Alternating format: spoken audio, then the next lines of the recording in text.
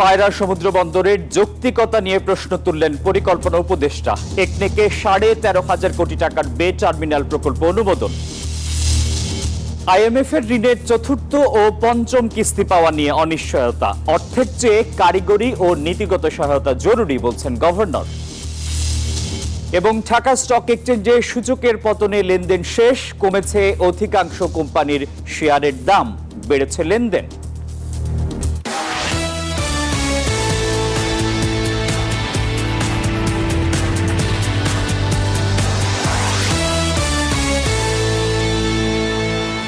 আমন্ত্রণ ব্যবসা বাণিজ্য আর অর্থনীতির সবশেষ খবর নিয়ে নিউজ 24 এর নিয়মিত আয়োজন বিজনেস টাইমে আপনাদের সঙ্গে আছি আমি আসিফ টিপু। দেখছিলেন শিরোনাম, এবারে বিস্তারিত। আন্তর্জাতিক মুদ্রা তহবিল আইএমএফ এর ঋণের চতুর্থ ও পঞ্চম কিস্তি পাওয়া নিয়ে অনিশ্চিত বাংলাদেশ ব্যাংক। তবে ঋণ পেতে দাতা সংস্থাটির শর্ত বাস্তবায়নে অগ্রগতি হয়েছে বলে জানিয়েছেন কেন্দ্রীয় ব্যাংক মুখপাত্র। এদিকে আইএমএফ এর টাকার দরকার নেই, তবে কারিগরি সহযোগিতার প্রয়োজন আছে, এমন মন্তব্য বাংলাদেশ ব্যাংক গভর্নরের। আন্তর্জাতিক মুদ্রা তহবিলের চতুর্থ ও পঞ্চম কিস্তির টাকা পেতে সংস্থাটির দেয়া এখনো পূরণ হয়নি 4 শর্ত। গেল 6 এপ্রিল বাংলাদেশ সফরে এসে অর্থ মন্ত্রণালয় বাংলাদেশ ব্যাংকের সাথে দফায় দফায় বৈঠকে কম রাজস্ব আহরণ ও ডলারের মূল্য বাজার ব্যবস্থার উপর না ছাড়ার কারণে অসন্তোষ জানায় সংস্থাটি। রোববার দুপুরে আইএমএফ এর শর্ত শতভাগ বাস্তবায়ন না হওয়ার বিষয়টি স্বীকার করে বাংলাদেশ ব্যাংক, পাশাপাশি জানায় বৈদেশিক মুদ্রার দাম পুরোপুরি বাজারের উপর এখনই ছেড়ে দেবে না কেন্দ্রীয় ব্যাংক। আইএমএফ এর যে দৃষ্টিভঙ্গি দেখলাম যে তারা রিজার্ভ নিয়ে তারা সন্তুষ্ট, রিজার্ভের অগ্রগতি নিয়ে সন্তুষ্ট, তবে তারা ডলার দ্যাট ইজ এক্সচেঞ্জ রেটটাকে সম্পূর্ণভাবে মার্কেটের উপর ছেড়ে দিতে চাচ্ছে। আমরা যেহেতু গভর্নর স্যার বলেছেন যে আমরা আমাদের এই রিজার্ভটাকে সন্তোষজনক পর্যায়ে নিতে পেরেছি, তবে আমি ব্যক্তিগতভাবে এখনো সম্পূর্ণ সন্তুষ্ট না। আমি আরেকটু স্থিতিশীল করার পরেই আমরা মার্কেট সম্পূর্ণ বাজারমুখী করে ফেলবো এক্সচেঞ্জ, এই জন্য আরো কিছুদিন সবাই চাচ্ছে। এদিকে স্থানীয় সময় শনিবার সন্ধ্যায় যুক্তরাষ্ট্রের নিউ ইয়র্ক শহরে বাংলাদেশ কনসুলেট জেনারেল আয়োজিত এক মত বিনিময়ে যোগ দেন বাংলাদেশ ব্যাংকের গভর্নর। বলেন আইএমএফ এর টাকার দরকার নেই, তবে কারিগরি সহযোগিতার প্রয়োজন আছে বাংলাদেশের। দুটো জিনিস আমি আইএমএফকে সবসময় বলি, আমি এখনো বলছি এবং ওয়াশিংটনে যেও বলবো, আমরা কিন্তু আইএমএফ এর টাকার দরকার নেই, অ্যাবসলিউটলি কোনো দরকার নেই। এবং আমি আইএমএফ এর মিশন চিফকেও বলেছি, ঋণে জর্জরিত তারল্য সংকটে থাকা ব্যাংক ব্যবস্থা সংস্কারে আইএমএফ এর কারিগরি সহায়তা, নীতিগত পরামর্শ ও অংশীদারিত্ব প্রয়োজন বলেও জানান গভর্নর।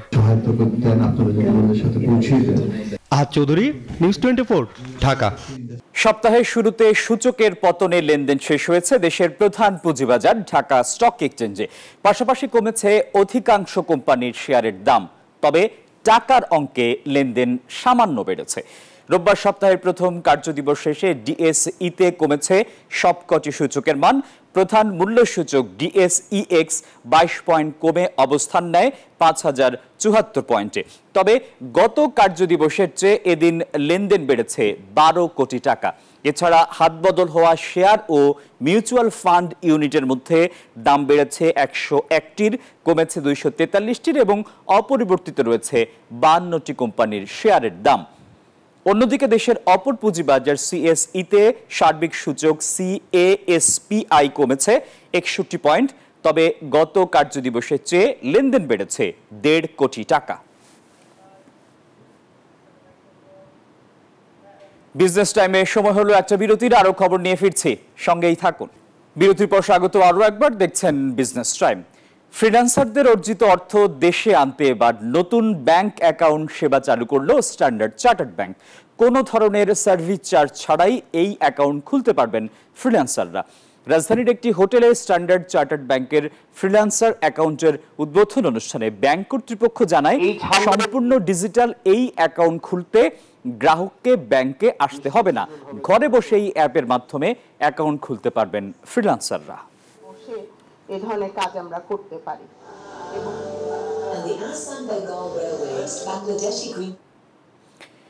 দেশি ফলের বাগান করে দৃষ্টান্ত স্থাপন করেছেন মুন্সিগঞ্জের আবু বকর। বর্তমানে তিনি বিভিন্ন ফল বিক্রি করে বছরে আয় করছেন 15 থেকে 20 লাখ টাকা। তার সফলতা দেখে এলাকায় এরই মধ্যে ফলের বাগানও করেছেন অনেকে। শিহাব আহমেদের তথ্য এবং ছবিতে ডেস্ক রিপোর্ট। মুন্সিগঞ্জের রামপাল ইউনিয়নের কালিঞ্জিপাড়া এলাকার কৃষি উদ্যোক্তা আবু বকর 4 বছর আগে সৌদি আরব থেকে ফিরে 360 জমিতে দেশি জাতের ফলের বাগান করেন তিনি। তার বাগানে শোভা পাচ্ছে লেবু, পেয়ারা সহ বিভিন্ন দেশি ফল। বছরে আয় করছেন 15 থেকে 20 লাখ টাকা। মুন্সিগঞ্জের মধ্যে যদি কারো জায়গা থাকে বাগান করেন, বিদেশের টাকা। মুন্সিগঞ্জ মালটা এক টাকা আছে, এবার 3 মণ করে মালটা আইছে। এবং লেবু তো 12 মাসই গন্ধরাজ, লেবুটাও মনে করেন এই আপনার ভালো লাভ। আবু বকরের সফলতায় অনুপ্রাণিত হয়ে ফল চাষাবাদে ঝুঁকছেন স্থানীয়রাও। বিভিন্ন বেকার যুবক এবং অন্যান্য কৃষকও ফল বাগান করতে আগ্রহী হয়েছে। আমাদের আমতলে আম বাগান, মালটা বাগান এবং অন্যান্য বাগানও আছে। ছোটখাটো একটা জমি নিয়ে যদি আপনার পেয়ারে বা লেবু বাগান করা যায়, খারাপ না। তার দেখা থেকে আমাদের এলাকায় অনেকেই বাগান করতেছে এবং সবাই সফল হচ্ছে। বিভিন্ন ফসলের পাশাপাশি ফল চাষে উদ্যোক্তা বাড়াতে সহযোগিতা করছে কৃষি বিভাগ। আমাদের যে জায়গাগুলো আছে সেখানে যদি আমরা ফল চাষ করতে পারি বা বিভিন্ন ধরনের জাতের আবাদ করতে পারি, তাহলে দেখা যাবে যে এখান থেকে আমাদের অনেক আয় হচ্ছে, আমার বিদেশে যেতে হচ্ছে না। তো এটা আমাদের জন্য অনুকরণীয় এবং অন্যান্য আশেপাশে যারা মানুষ আছে তাকে দেখে অনুপ্রাণিত হচ্ছে এবং তারাও এটা করার জন্য উদ্বুদ্ধ হচ্ছে। কৃষি বিভাগ বলছে শুষ্ক ও উষ্ণ আবহাওয়ার অঞ্চল মুন্সিগঞ্জে ফলের চাষাবাদ বৃদ্ধি পেলে লাভবান হবেন কৃষক, তেমনি সমৃদ্ধ হবে দেশের অর্থনীতি।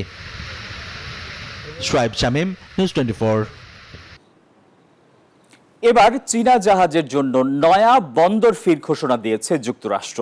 বিশ্ব অর্থনীতিতে বেইজিংয়ের আধিপত্য খর্ব করতেই একের পর এক এমন সিদ্ধান্ত নিচ্ছে দেশটি। বিশেষজ্ঞরা বলছেন ট্রাম্পের এমন অপরিপক্ক বাণিজ্য নীতির কারণে ইউরোপ, চীন, ভারত এবং দক্ষিণ আমেরিকার ঘনিষ্ঠতা বাড়বে, একা হয়ে পড়বে যুক্তরাষ্ট্রই।